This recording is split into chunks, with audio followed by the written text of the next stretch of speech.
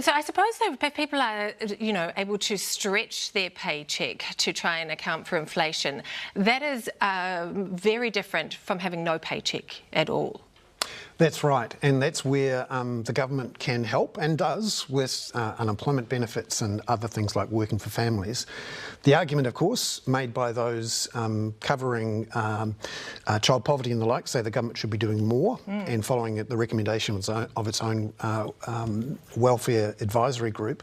And that's going to be a key thing over the next couple of years. How much help can the government give those people who are really feeling it, the renters mostly, and also politically, how much will the government have to give to middle to higher income earners to make sure that the government gets their votes? Because frankly, to win an election in New Zealand, you need median voters. They are mostly older, home-owning, middle-income people, and so they want their share.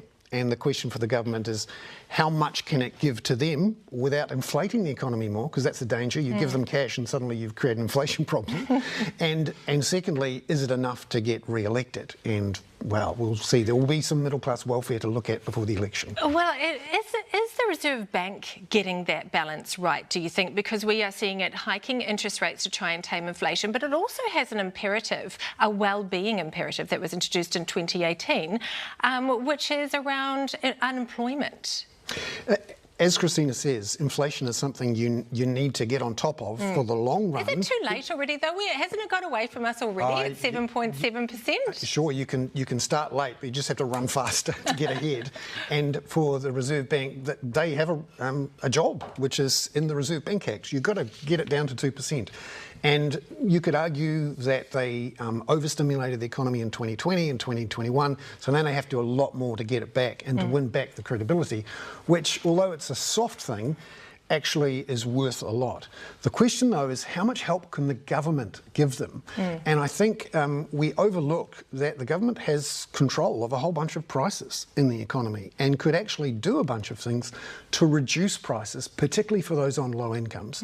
And that's why, debates around cutting GST, taking GST off various things is one that should be had, because not only does it give a benefit to those who need it most, but also it reduces inflation and helps the Reserve Bank. Christina, do you think that the government could be doing more in this moment? Right now, for many people, will feel like they are standing by, but do you think they could be doing more? So in economics, it always comes back to supply and demand when we look at prices. For the Reserve Bank, they can largely really only control the demand side. So what we're having at the moment is quite severe supply constraints in the economy. Like, you only have to look at the NZA quarterly survey of business opinion, where for businesses, labour shortages remain the top primary constraint on business. So we've got a very supply constrained environment. Reserve Bank, what they're trying to do with that increase in interest rates is to dampen demand, to bring it back in line with where supply is at in order to rein in inflation. So if we want to bring down inflation, yes, you can bring down demand, or you could increase supply. So that's where the government could have a role to play in ways that we can increase the productive capacity of the New Zealand economy. And that's why I think we're seeing the government ease back on some of its migration controls in the last 3 or 4 months. You've seen the reopening of the skilled migrant class visa, the reopening of the parental class visa, and a lot more temporary visas being opened up. And I think over the summer, we'll get a better idea of how many backpackers and temporary workers have come, and then next year it'll be a competition between National Labour about who can loosen the migration settings the most. Show us the money, as John Key famously said. Now, I want to finish. There is a lot of gloom out there. We haven't even got to what's happening internationally.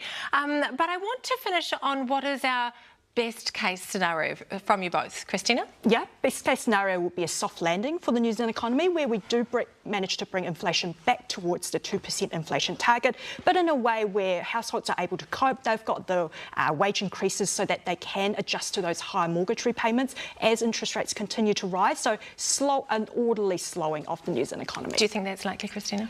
Is that in your crystal ball? It's possible. You don't seem entirely convinced, I know. Bernard, what is your best case scenario? Yeah, I'm hopeful that we have a Goldilocks landing. Not too hot, not too cold. Everyone gets great porridge. And we keep unemployment low, and at the same time, inflation goes back down towards 2-3% in the next couple of years. And we do it without any sort of financial market ructions. Unfortunately, though, a lot of the determinants of that will be happening overseas. Yes. In the mind of Vladimir Putin, and also in the bowels of the US and European economies and how they react to this very fast monetary policy tightening that's going on at the moment.